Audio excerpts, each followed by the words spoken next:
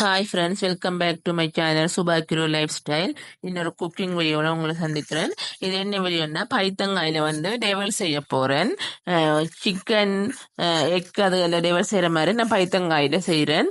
அது என்னென்னு செய்கிறேன்னு சொல்லி சொன்னால், தேவையான பொருள் எல்லாத்தையுமே ரெடி பண்ணி வச்சுட்டேன். முதலே வெங்காயம் எல்லாம் வெட்டி, பச்சை மிளகாய் எல்லாமே வெட்டி வச்சுட்டேன். அதேமாதிரி பைத்தங்காயும் முளைச்சி வச்சுட்டேன். அதுக்கு பிறகு அடுப்பில் வந்து சட்டியை வச்சுட்டு கொஞ்சம் எண்ணெய் விடுறேன், தேங்காய் எண்ணெய். அதுக்கு வந்து இப்போ பைத்தங்காயை வந்து பொரிச்செடுக்க போகிறேன். யாரெல்லாம் இப்படி ட்ரை பண்ணுறீங்கன்னு சொல்லி சொல்லுங்க. நான் கொஞ்சம் வித்தியாசமாக ட்ரை பண்ணி பார்ப்பேன் சமையலில். நல்லா பொன்னிறமாக பொரியணும் பைத்தங்காய் வந்து நல்லாவே பொரிச்செடுக்கிறேன். அதுக்கு பிறகு இனி வந்து தாளிக்க போறேன். நான் பைத்தங்காய் பொரிச்ச சட்டிக்குள்ளேயே பைத்தங்காய் வந்து பொரிக்கிற நேரம் நான் அடுப்பை வந்து கூட்டி விட்டதால அது வந்து எண்ணெய் வந்து கொஞ்சம் கருப்பாகிட்டு குறைச்சி விட்டு செஞ்சா அப்படி வராது.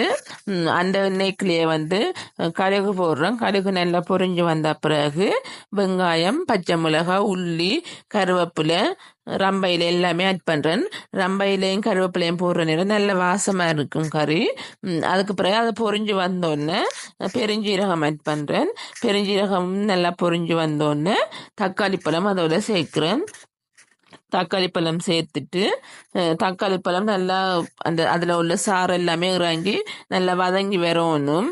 வதங்கி வந்த பிறகுதான் இந்த ஏற்கனவே நாங்கள் பொரிச்சு வச்சிருந்த பொரிச்சு வச்சிருந்த பைத்தங்காயை வந்து இதோட சேர்க்கிறேன்.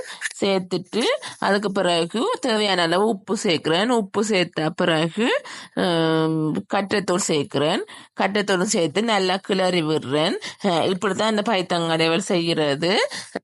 யாரெல்லாம் இப்படி செய்திருக்கிறீங்கன்னு தெரியல, ஆனால் நான் இப்படி தான் செய்கிறது. வித்தியாசமாக ட்ரை பண்ணி பார்க்கறது. நான் வந்து இது ஜஃப்னாக்கு போயிருக்கிற நேரம் அங்கே ஒரு கடையில் வந்து சைவ சாப்பாடு கடை, அங்கே வந்து இந்த ஒரு டிஷ் வந்து வச்சிருந்தவியல். அதை பார்த்துட்டு தான் நானுமே வந்து வீட்டில் ட்ரை பண்ணி பார்த்தேன். உண்மையாலுமே நல்லா டேஸ்டாக இருந்தது கறி. நீங்களும் இப்படி ட்ரை பண்ணி பாருங்க, உண்மையாலுமே நல்லா இருக்கும். அது மரக்கறியோட வெள்ளிக்கிழமையில வந்து மரக்கறி வச்சு சாப்பிட்ற நேரம் இந்த கறியும் வச்சு சாப்பிட உண்மையாலுமே நல்லா இருக்கும். இன்றைக்கு வந்து நான் மீன் தான் சமைச்சினேன், அதோட இந்த கறி வச்சிருக்கிறேன். ஆனால் உண்மையாலுமே நல்லா இருக்குது. நீங்களும் இதே மாதிரி ட்ரை பண்ணி பார்த்துட்டு சொல்லுங்க எப்படி இருந்ததுன்னு சொல்லி. இதோட வந்து தக்காளி சோஸுமே கொஞ்சம் ஆட் பண்ணினா இன்னுமே வேற லெவல்ல இருக்கும். எங்களோட தக்காளி சோஸ் இல்லாதபடியால வந்து நான் தக்காளி சோஸ் ஆட் பண்ணல. ஆனால் இப்போ உடனே நல்லா தான் இருந்தது. வீடியோ வந்து பாருங்க, ஃபுல்லா பாருங்க. வீடியோ பிடிச்சிருந்தா லைக் பண்ணுங்க, கமெண்ட்ஸ் பண்ணுங்க, சப்ஸ்கிரைப் பண்ணுங்க. யூஸ்ஃபுல்லாக இருந்துச்சுன்னு சொல்லி சொன்னால் சப்ஸ்கிரைப் பண்ணுங்க. இதே மாதிரி நிறைய வீடியோஸ் வரும், குக்கிங் வீடியோஸ் எல்லாம். அதுக்கு வந்து நீங்கள் சேனலில் சப்ஸ்கிரைப் பண்ணி வச்சுக்கொள்ளுங்க. நிறைய பேர் சப்ஸ்கிரைப் பண்ணாமல் தான் பார்க்குறீங்க. நீங்கள் சப்ஸ்கிரைப் பண்ணிட்டு பார்த்தா தான் எனக்குமே ஒரு மோட்டிவேட்டாக இருக்கும். நான் நிறைய வீடியோஸ் போட்டுக்கொண்டே இருப்பேன். ஸோ சின்னதாக ஒரு டெக்கரேட் பண்ணியாச்சு, பெரிய வெங்காயத்தை கட் பண்ணி அதுக்கு மேலே வச்சுட்டேன். எப்படி இருக்குன்னு சொல்லி சொல்லுங்கள் இந்த டிஷ். நீங்களும் இதே மாதிரி ட்ரை பண்ணி பாருங்க. Okay friends, thank you. Bye.